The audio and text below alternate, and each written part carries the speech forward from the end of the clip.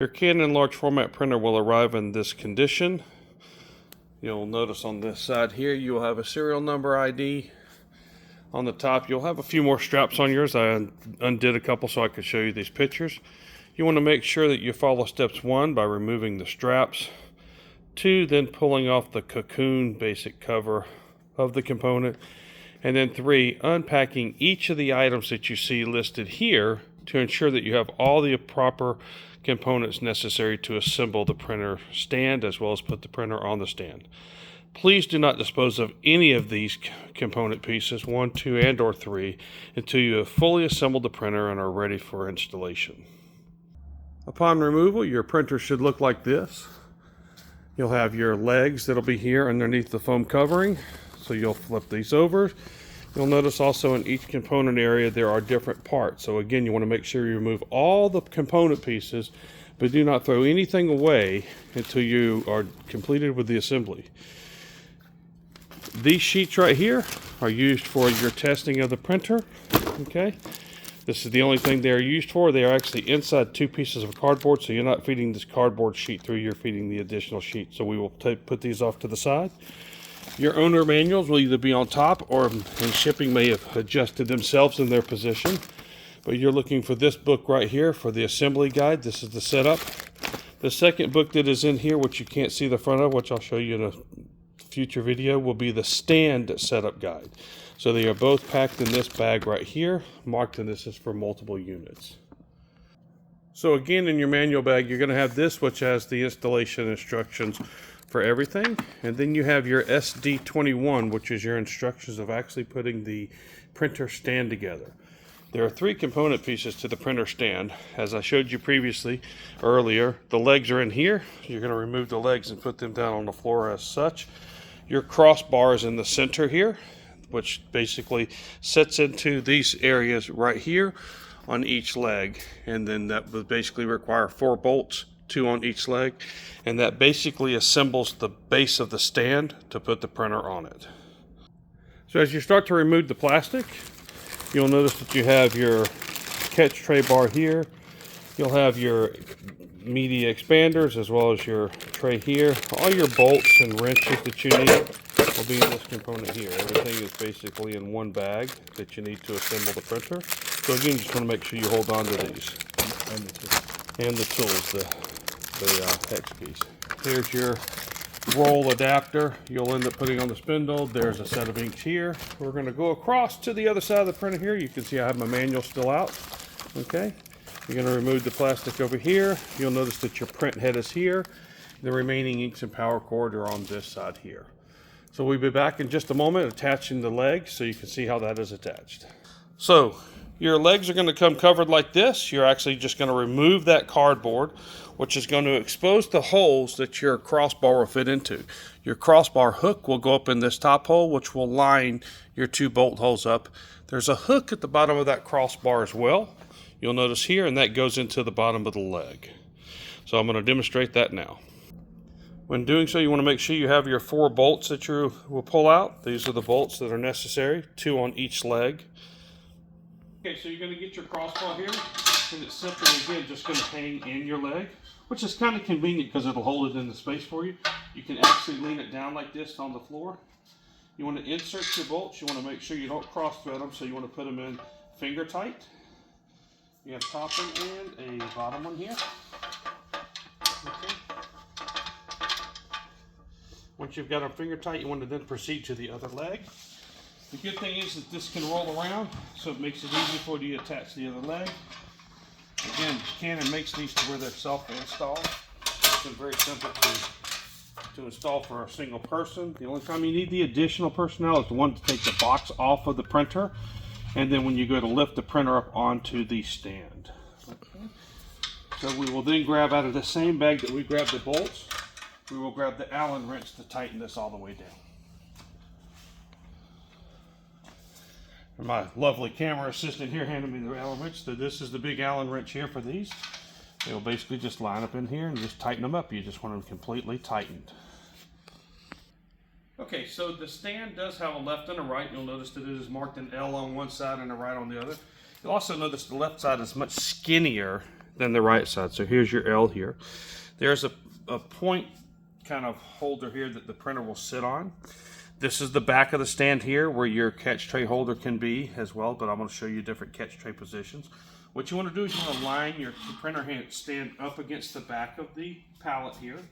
Make sure your wheels are locked.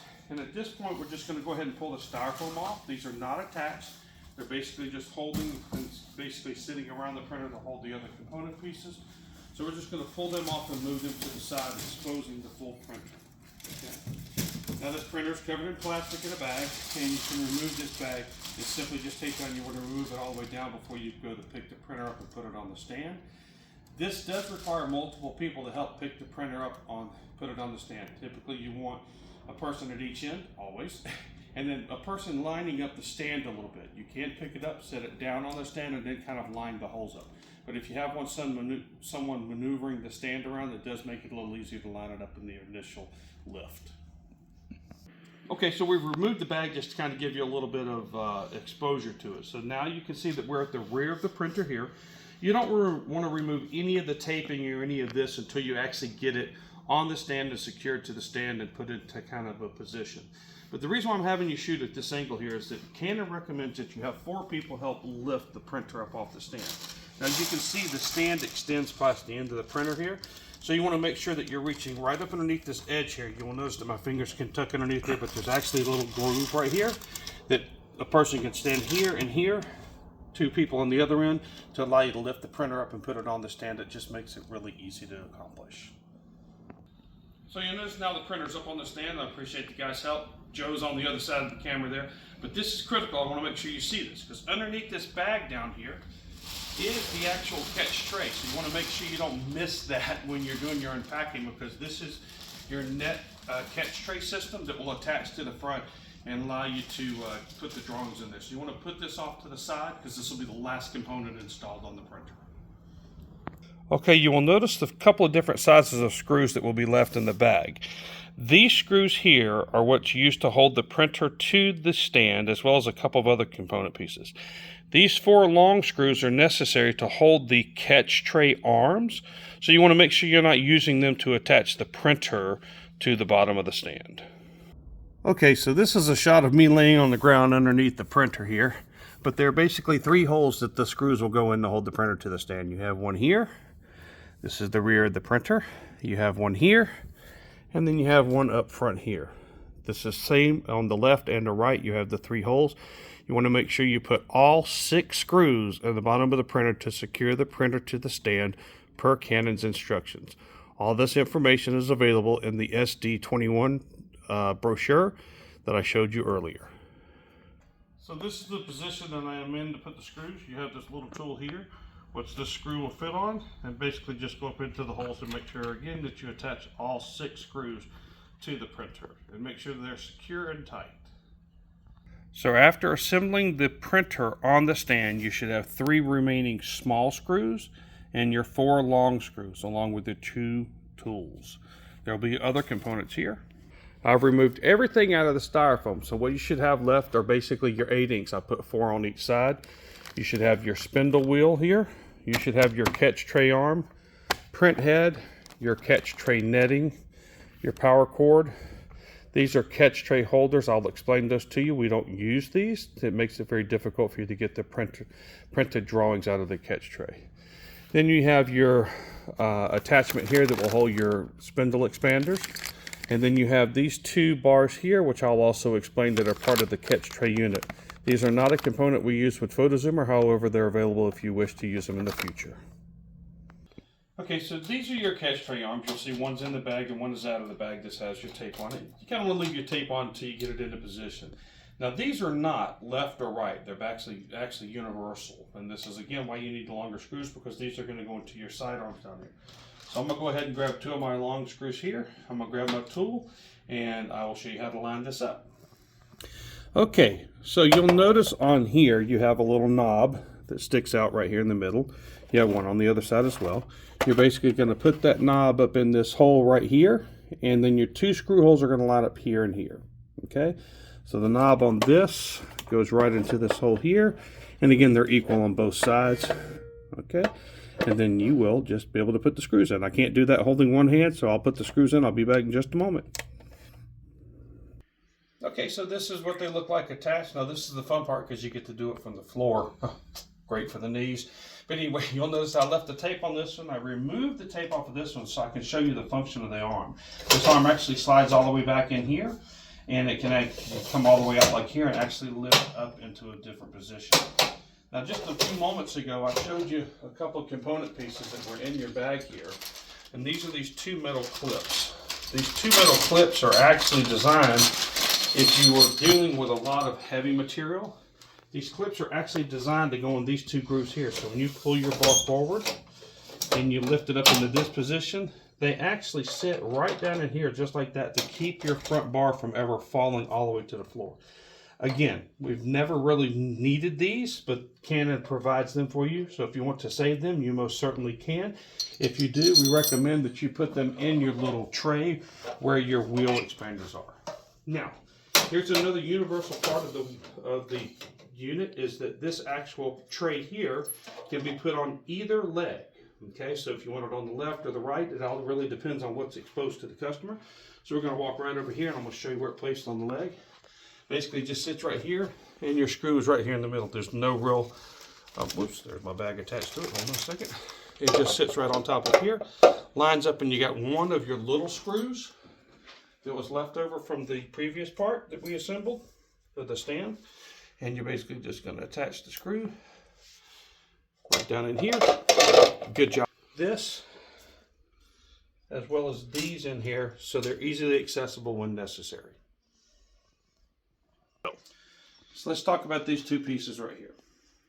Canon has this catch tray set up to where you can catch the prints in multiple positions.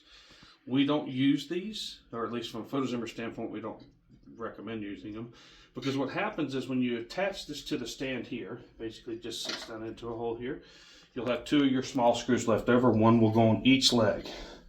When you attach the catch tray back here, the netting back in the back, when the print comes out of the front, it will automatically roll all the way to the back of the printer, which means you have to get all the way to the back of the printer to pick up the print each time. Obviously not the most user-friendly aspect of things, but it's for when you're doing a large volume of printing and you're not looking to stack them in any type of order like you would do for a blueprint or anything like that. So you can choose to attach these if you wish, but they're not a necessary component to completing or for the functionality of the printer. We will show you a much better way to attach the catch tray to your printer to make it very easy for you and your staff to actually remove the prints once printed. Okay, now we've fully assembled the components that you need these tools for. And again, Canon provides you the tools that you need. There's no additional tools needed to assemble. Everything else is just basically just attaching things into their position.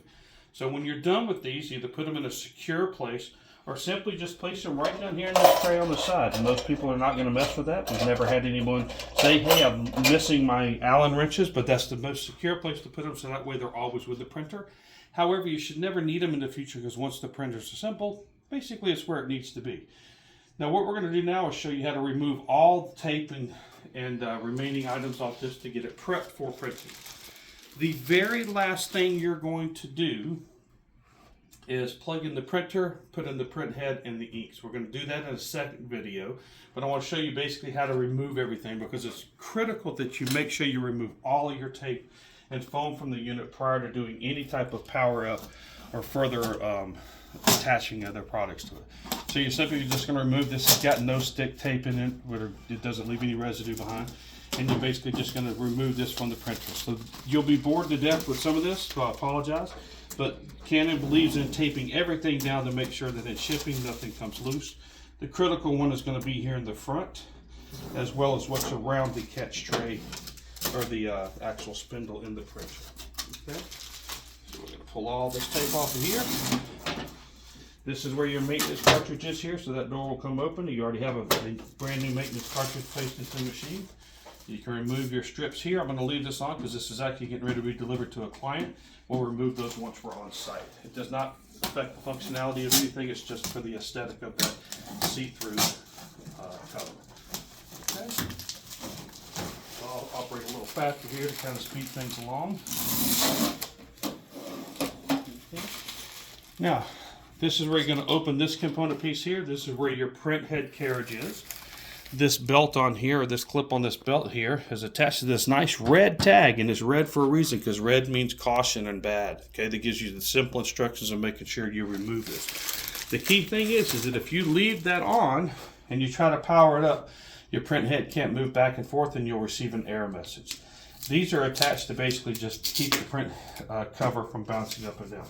So again, you just want to make sure you remove all the tape. These are taped down like this to prevent the roll feed unit from popping up. Get some tape here. Okay, in this position, and same thing on this side here. Okay, I'm going to remove this tape here. Now there's a little blue brush in here. This blue brush here is basically to kind of dust off your suction valves. Been doing this for 10 years. I've never used this. It's there in case you need it.